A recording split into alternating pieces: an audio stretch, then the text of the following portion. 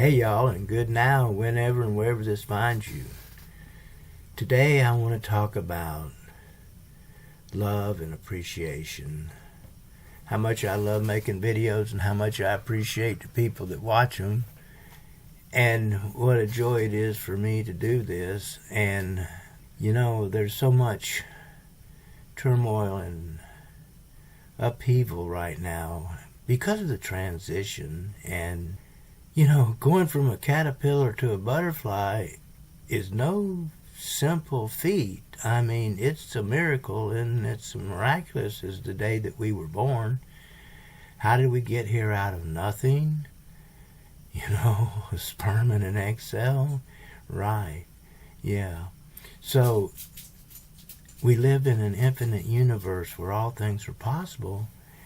And, watching this video, I noticed that getting out of the cocoon is just the beginning, and there's a whole process of, I want to pump you up, and this butterfly is pumping up. And so I guess as we pass through the transition, even though we feel the breakthrough or whatever the feeling is, we still have a process of getting our wings. So it's a while before we fly. It's funny I'm talking about flying when I could be talking about dying. You know, in making these videos, and sometimes I see that I am an old man. I'm having trouble imagining that. But I know when what I see is what I get. I mean, it's like, so what does it mean to be an apprentice ancestor? You know, it's all about wanting to support the ones coming up. Yesterday I actually heard my grandchildren. I had never heard them before. I only talk about them because they are the future. And I gotta tell you, man, they sounded happy, and my son sounded happy. And so I have every reason to believe that people are happy. It's not what you see on TV. Now I know that the nation is in decline, and a lot of people that are holding on to that are not happy. But the people that are holding on to the new vision of an emerging, as the butterfly is emerging, a new way of moving from politics to true self-government, and the governing of self, building community. So that's part of getting off of social media. Social media is not building community. Social media is about, I don't know what it's about really. I went from scared of it to addicted to it. I think that's, I don't know what to think. I tried to cancel my Twitter account. I thought that I'd been blocked. I found out, my friend Simone told me that my account was still open, so I went to close it, and somebody's already been there. That's up in the air. I did delete my TikTok. I'm not watching the news, and I'm off of social media, more or less. You know, I will admit, you know, I'm watching podcasts of the people that interpret the world from my worldview, and it's very interesting. I find them moving more to the right, and it's not a center because it's a new place. It's the center would be meeting with people where they seem to be now, but this is meeting them where we're going to be, where we've surrendered our attachment to our stories and our need for the tribe, and we've come together to say, so what will work best for all of us, and begin to look at the ways that we can develop that into a form that actually creates enough momentum to enact it into a cultural norm. So instead of laws, we should just have ethics and principles, you know. Most of my life I believed in we the people, and I thought that government was the people. And it turns out that government is actually a group of about 1,000 people that are called our representatives, and then from there there's tiers of power that go down through the courts and the states and the counties and the cities so it's not we the people. We the people is not going to change this political system. But if you remember Brian, who told us about the pixel theory, where the picture... What's happening is the picture's not changing. It's the pixels that are changing. Because there is no picture. There's only pixels. But when you look at enough pixels from far away, you see a picture. Okay? This is society. Every person is a pixel in the picture of society. You can't change society. It doesn't exist. The only thing that exists is people. And so people have to change, improve, elevate, and become the next version of themselves. That's what changes the billboard of society into a brand new image of awesomeness. That's the way. And so if we want to change the cultural norm, we just change our norm. And it's just a matter of telling the people around us, hey, look, here's the new normal. Let's do this. And instead of trying to get power outside of ourselves to do it for us, we began to do for ourselves what we've been waiting for, and that is to create the world of our imagining.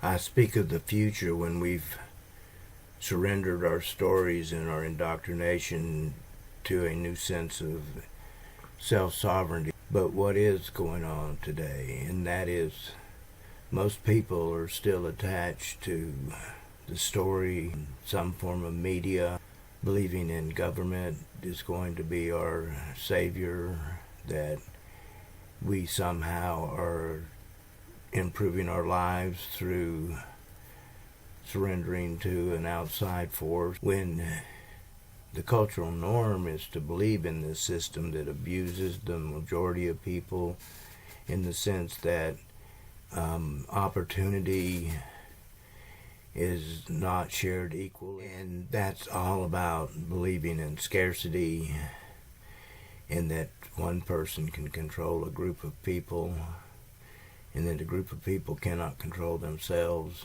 These are all stories. These are all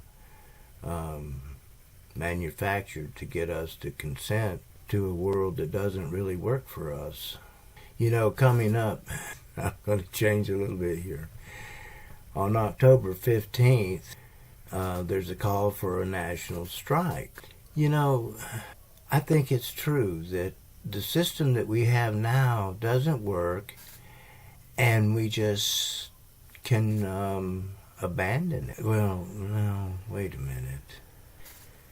So all I just said is not necessarily true. I say these things because I benefit from the social contract of Social Security. And that was that we would pay into a system that when we got to a certain age, we would draw money out of that system to survive. Well, clearly I see what people say, that that system was devised when people retired at 65 and died at 70, and you only footed them for 5 years.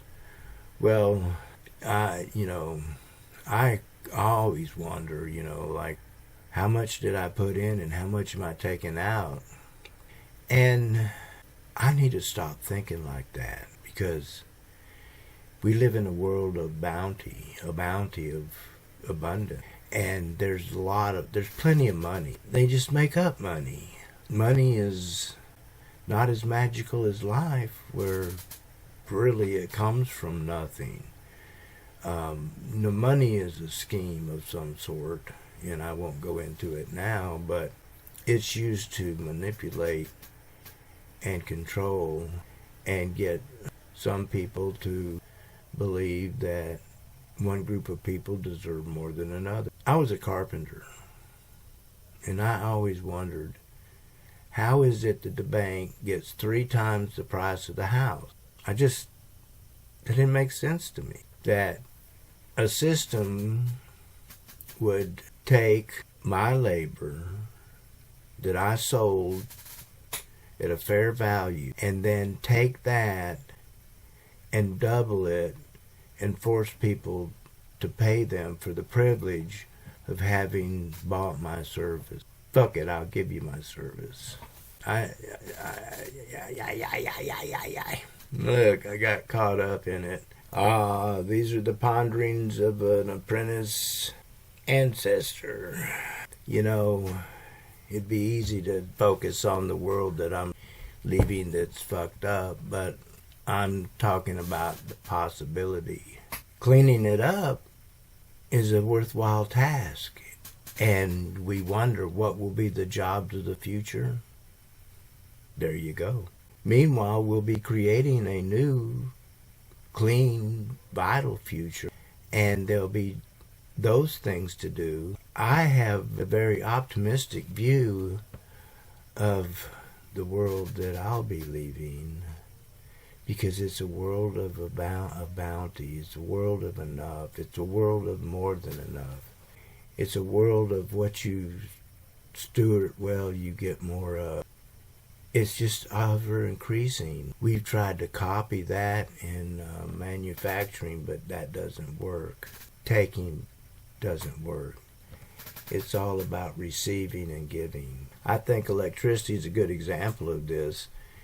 Instead of digging up coal and uranium and oil and gas to fire turbines, we use solar panels to, like plants, use photosynthesis to turn the sunlight into usable energy, and the plant turns it into energy that stores in the plant that we can then extract later. And the same way with the photosynthesis of the solar panel.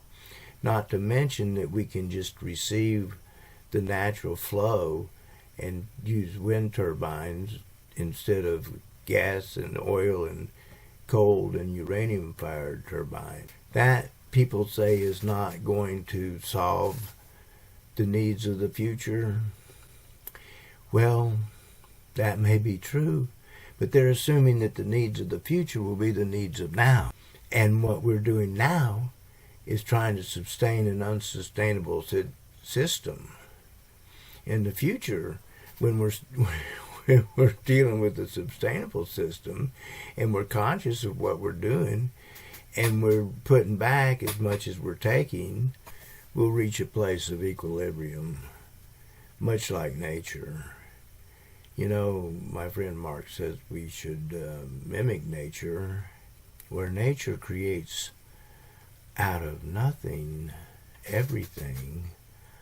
I think that our reality is about stewardship and taking that abundance and creating even more.